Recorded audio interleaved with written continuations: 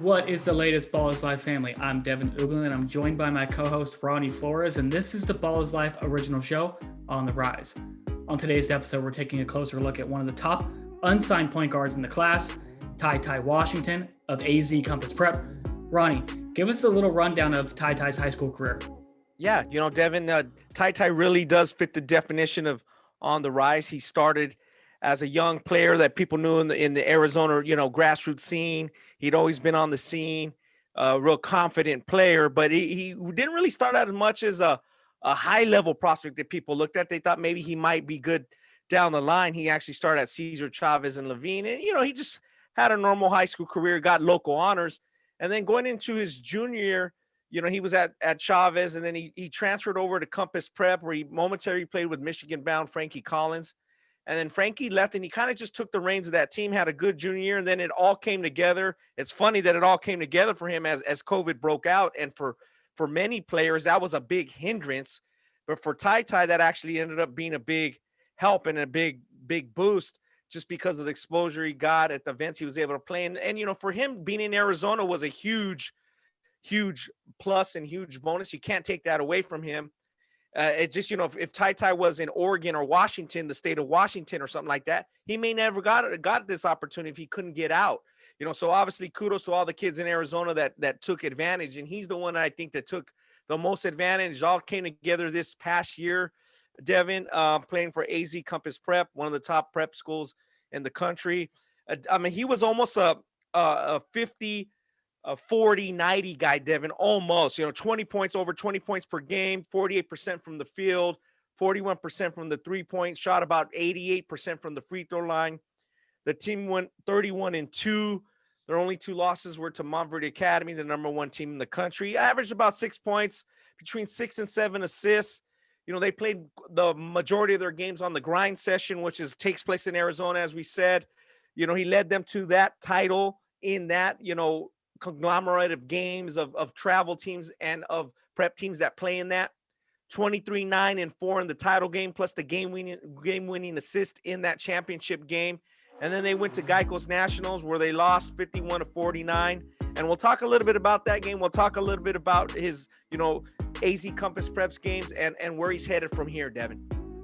Good stuff as usual, Ronnie. And before we get into that, let's talk about TyTy's strengths. I will start.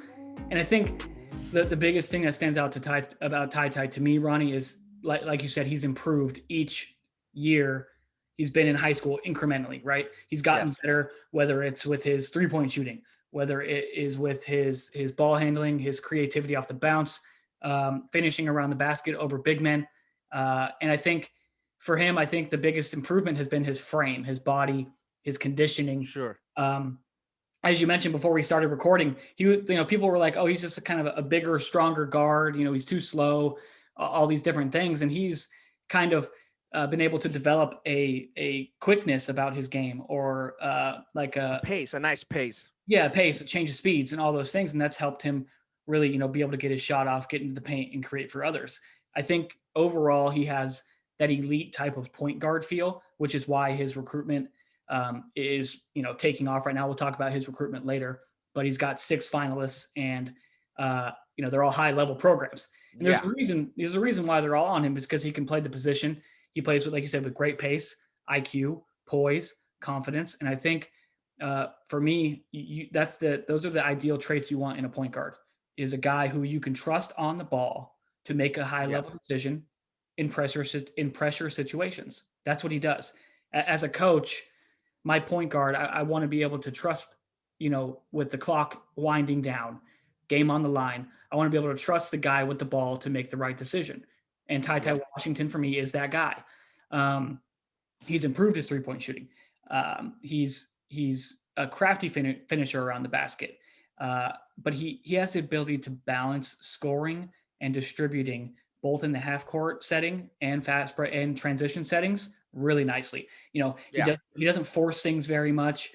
He lets the game come to him. He's super smooth. And sometimes you're wondering, man, is this guy, going at half speed? But no, that's just kind of the pace he plays with. And, he can, pick apart a defense with the dribble or with the pass. And he chooses his spots well. He chooses his spots when to score, and he chooses his spots when to distribute. And his court awareness, vision, and IQ are just high level point guard things that I'd like to see in a lead guard. Ronnie, what are your strengths for TyTy? Yeah, my strengths, Devin, are I want to touch on four main points, and you've hit them a bit in different ways. Fundamentals, improvement, as you mentioned, confidence, and approach. Obviously, with the fundamentals, like you said, what he lacks in pure speed, he makes up in change of direction, crisp ball handling, and he's not only clutch in terms of the shooting, like you said, he takes care of the ball. Go back to that Montverde game where they lost by 2 points, and they didn't have Deron Holmes in that game. They actually played Montverde one time with Deron Holmes, and it went into overtime.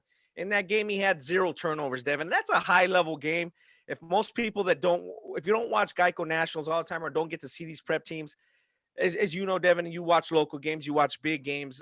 Those players are playing at a much higher level than your average high school game as far as the intensity, the defense, the length, the size, the athleticism, and to have no turnovers in a big game like that, in a game that AZ Compass is trailing and they're trying to get back in it at the end. That shows, like you said, what kind of decision making he has and why colleges covet him so much.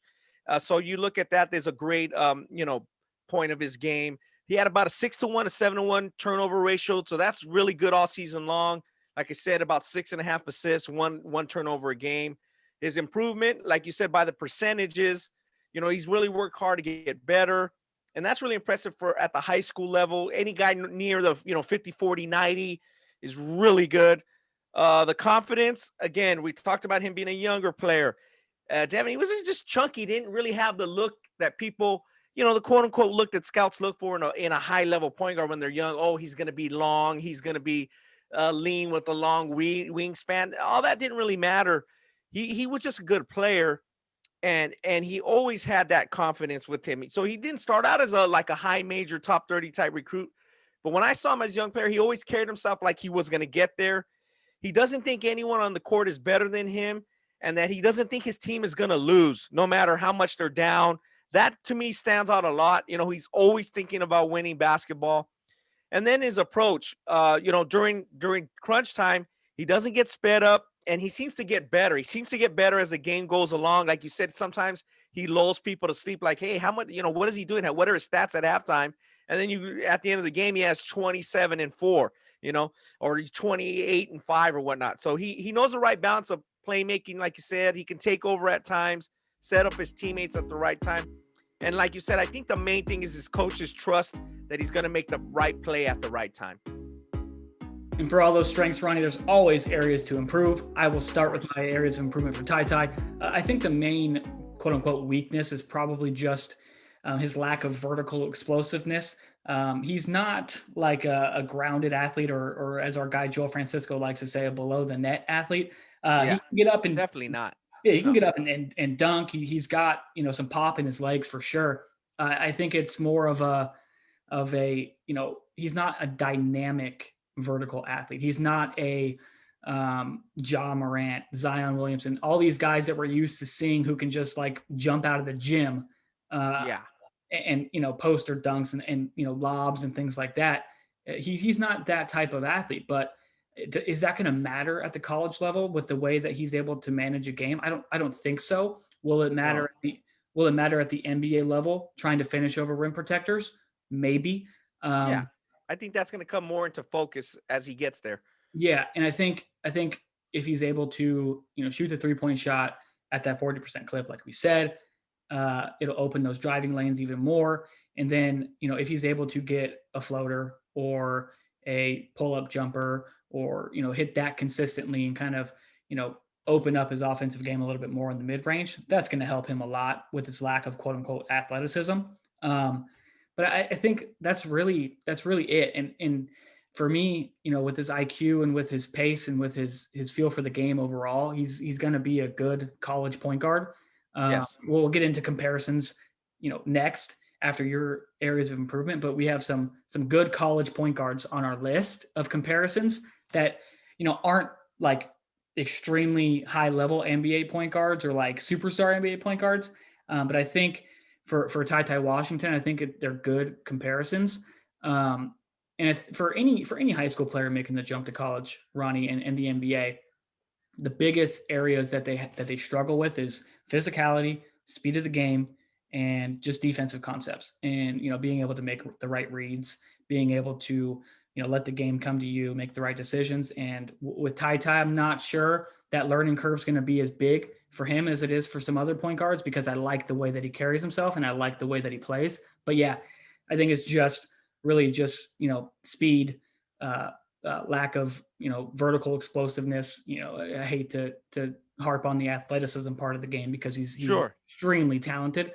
But those, if we're talking areas of improvement, keeping his body in shape, really tightening things up, and improving his quickness and vertical leaping ability. Ronnie, jump into your areas of improvement here for TyTy. Yeah, I think those areas of improvement are kind of obvious, and obviously mine would be similar in terms of his things he needs to work on, and his body is slimmed out as he's grown taller, and like you said, we'll be able to turn the corner. If he can't turn the corner, Devin, how well does he shoot it? Where does he adjust his game? How does he make an impact still? Will a coach keep him on the floor to the minutes that he desires? Mm-hmm. The thing for me that I see is that I thought Creighton was a great fit for him when he announced that commitment. And then Creighton had some off-court issues there, and it kind of seemed like a nice door to open for opportunity for TyTy to say, you know what, maybe I don't want to go there. Obviously, higher schools are now recruiting me because now I'm on the radar. After that Pangos Festival, he was all tournament. He did everything right during this pandemic to get himself to the next level. And now it's just like, is he going to be in that same right fit? Whereas he was going to be a Creighton. I don't, if he's not getting the playing time as he wants, he's going to make that adjustment. All those things come into place, and those are not true weaknesses of his game. It's just I think one of the weaknesses of his situation, because I don't just want to harp on Mm-hmm. the athleticism and Mm-hmm. that type of thing, because that for both of us, that's not a huge determining factor in somebody's game or their projection. But it's always going to be something that I think is going to be more looked at as, like you said, as he develops into a starting college point guard, which he definitely has the ability to be. When people look at him for the next level in the NBA, that's where he's really going to come into focus and what adjustments that he makes. So I think it's just a matter of adjusting and fine tuning his game. And like you said, keeping on that. And I think when he gets into the college weight room, college, his diet, that type of things, the things that are available to a high major program, he'll be fine. All right, now we will jump into our NBA/college comparables for TyTy Washington. Ronnie, I'll jump into mine first. I think current players wise, guys who the majority of the people who watch our show or listen to the podcast will recognize: Cole Anthony, less explosive, but similar approach to the game. Play big in big games, make good decisions in crunch time. And then to a more, I guess, body type, athletic comparison and game comparison, Tyrese Maxey.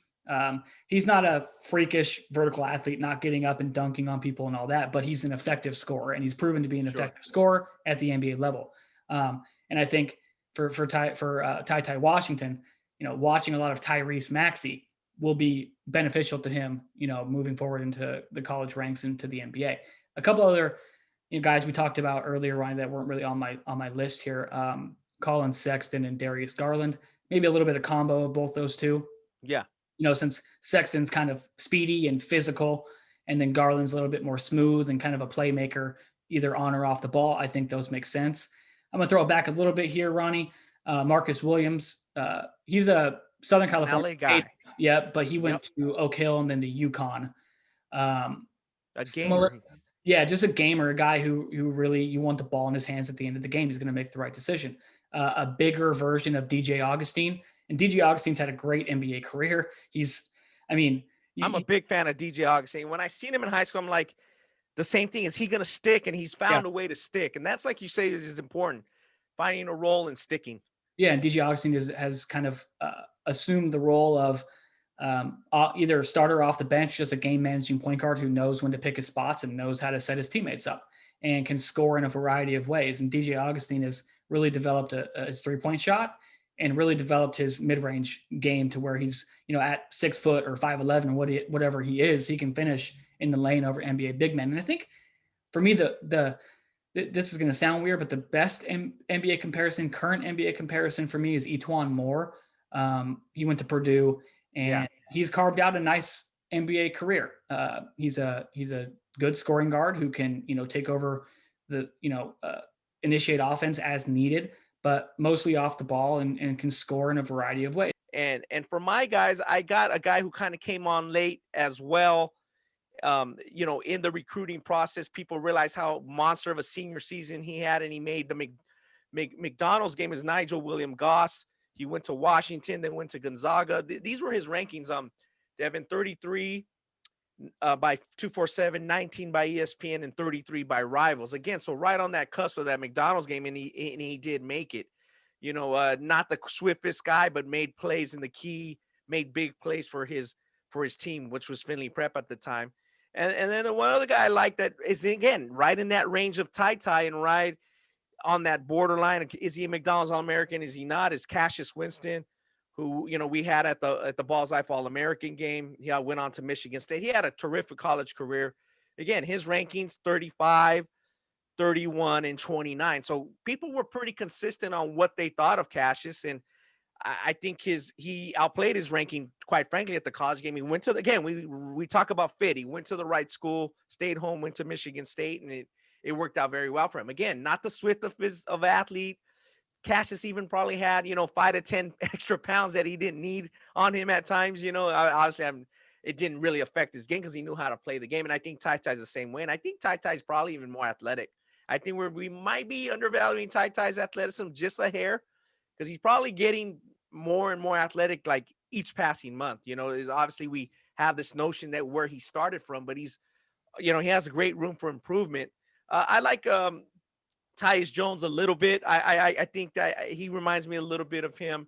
Again, I really like the Cassius Winston and Nigel Williams Goss because they're terrific college players.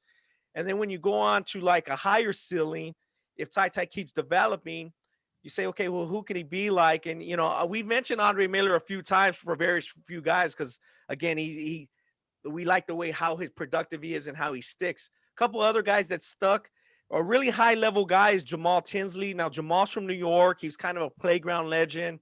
Kind of had TyTy similar approach. He thinks nobody's better than him. He thinks he's the baddest dude on the court. But he went to San Jacinto JC out here in California. They went to play for Larry Eustace at Iowa State, and they had a great career with Marcus Pfizer. They had that great run to the lead of late.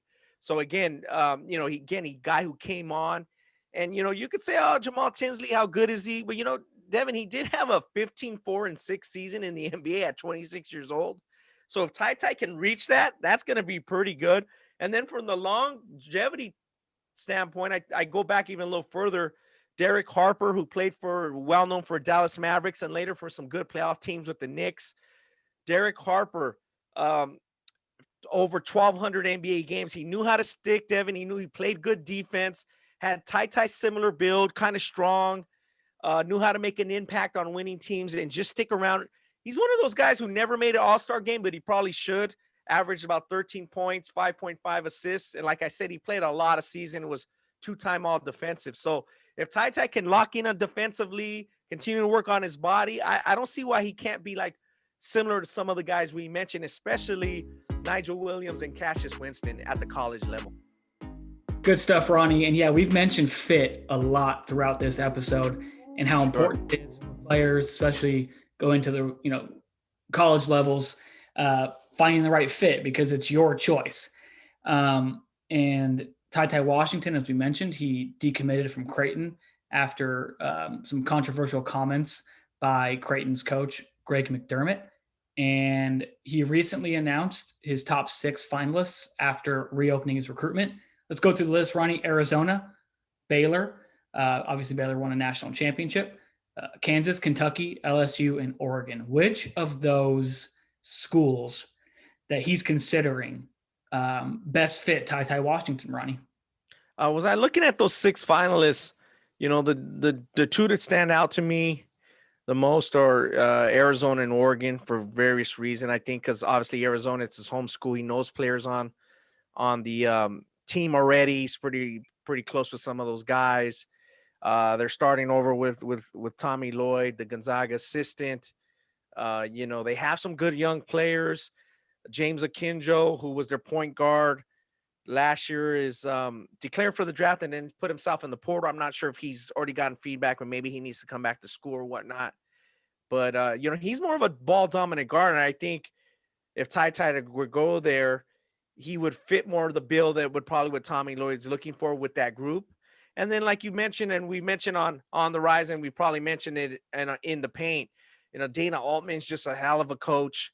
We like what he brings there, regardless of Oregon's type of roster they have. That he's going to develop. That he likes toughness. He likes guys that are gamers. Oregon always seems to play well when it's the right time. So those two schools stand out more. Kentucky's always a mixed bag with the California and West Coast guys. Sometimes it works well, sometimes it doesn't. You look at BJ Boston and Johnny Juzang.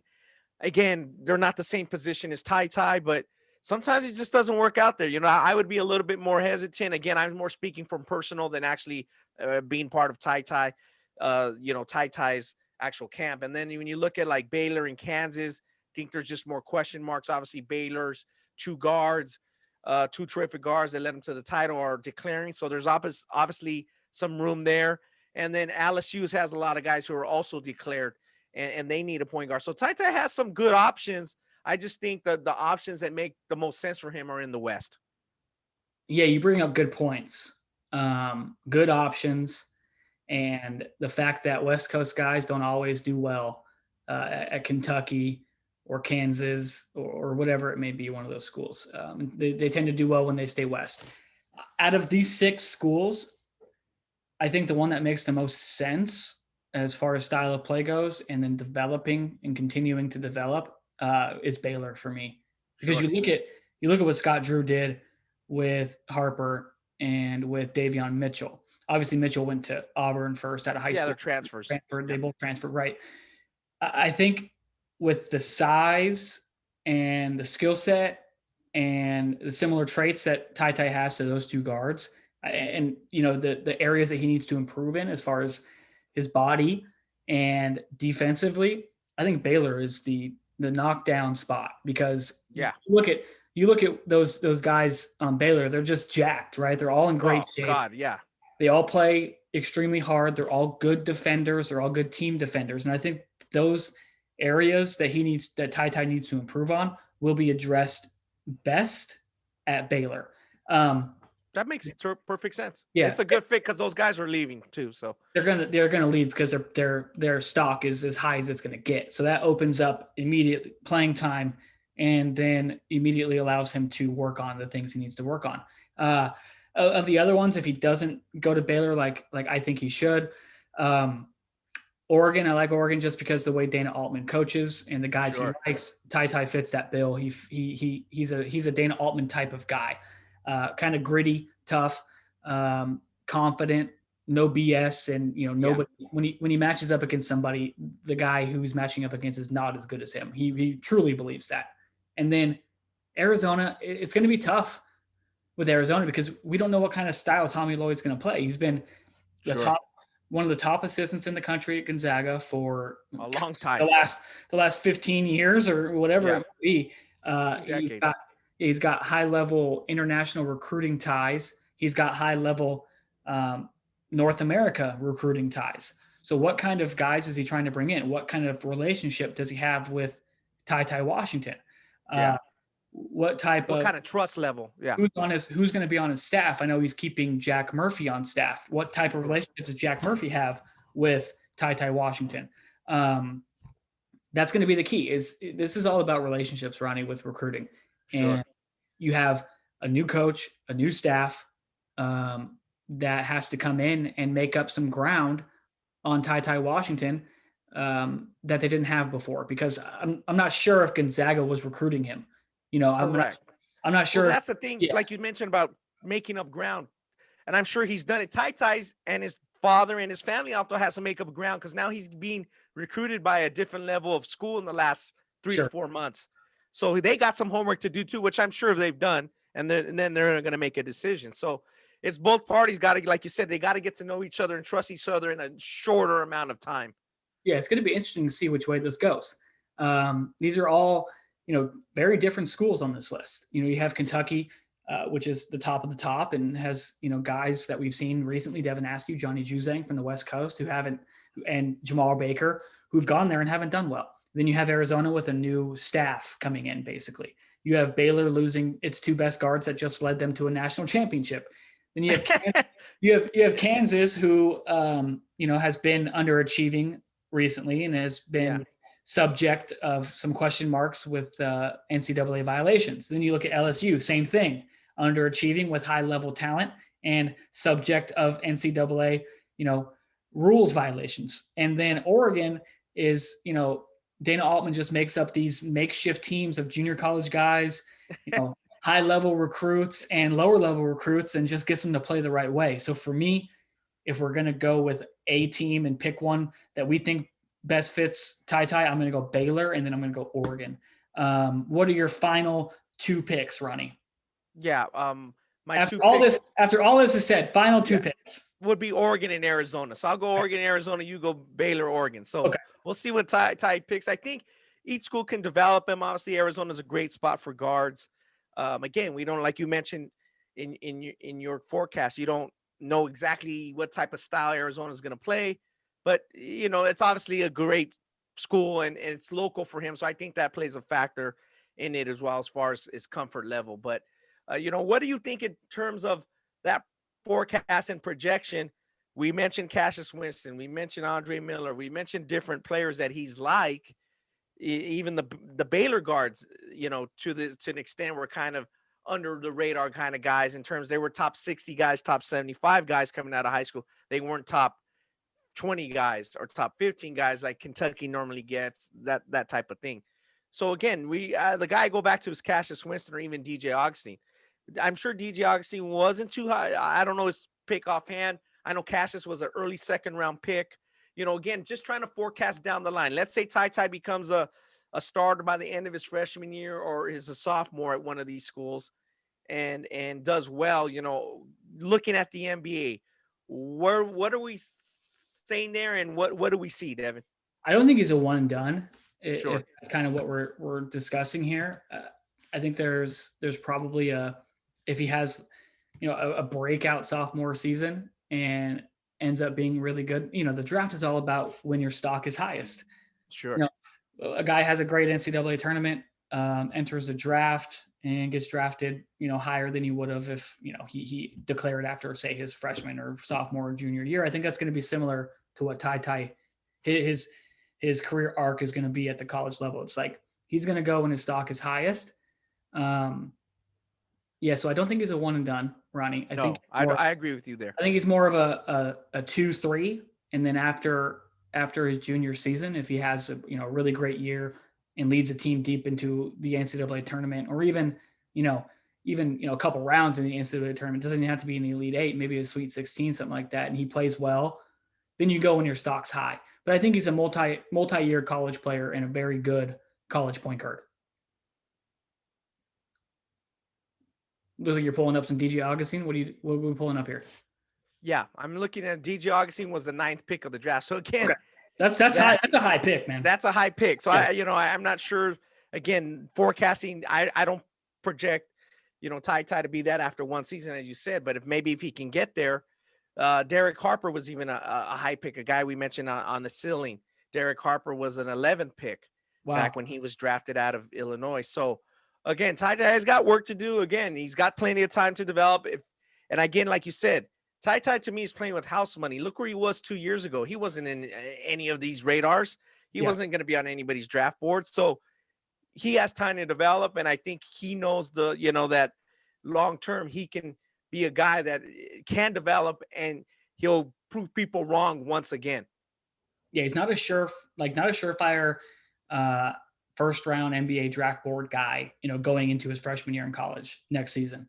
But he's one of those guys who has consistently proven people wrong and improved on the things that he needed to improve on and gotten better incrementally each season he's been in high school. So I don't think he's going to, get to college and then, be complacent about that and accept that as being the goal, the end goal. It's like, this is a guy who's pretty driven, who knows that, addresses his weaknesses, obviously, and is a guy who we've seen improve on things each and every year. So yeah, I think he's going to have, Tyrese Maxey went to Kentucky, and he wasn't really like a bona fide NBA draft board guy until he started started, putting up numbers and scoring like crazy. And then all of a sudden he's a first round draft pick, potential lottery guy. And, you never know what can happen, Ronnie. The NBA draft is crazy. The coverage is crazy. There's so many people covering it, so many people talking about, boosting people's stock. And, it's just crazy. So if he goes to one of these schools we mentioned and he averages 18 a game, as a freshman, and has some eye-popping performances. If he has 18 a game, he's out. Yeah, that's what I'm saying. Like, you never know what can happen. You never know. Yeah. TyTy's one of those guys who, he's proven the doubters wrong, and I wouldn't be surprised if he did it again. Yeah, I'm with you on that. We're rooting for him. We like where his projection, where he's come from. So he's literally on the rise, and we'll see how high he rises in college. Looking forward to it, and looking forward to his commitment. All right, everybody, that's going to do it for our TyTy Washington episode of On the Rise. And for more On the Rise content, make sure you go to the Ballislife Podcast Network YouTube page, where you can see other breakdowns of other top NBA prospects. But until the next episode of On the Rise, Ronnie and Devin are signing off. What's up, Ballislife fam? Thanks for watching this video. If you want to support the movement, make sure you check out the product listing below this video and cop some of this merch.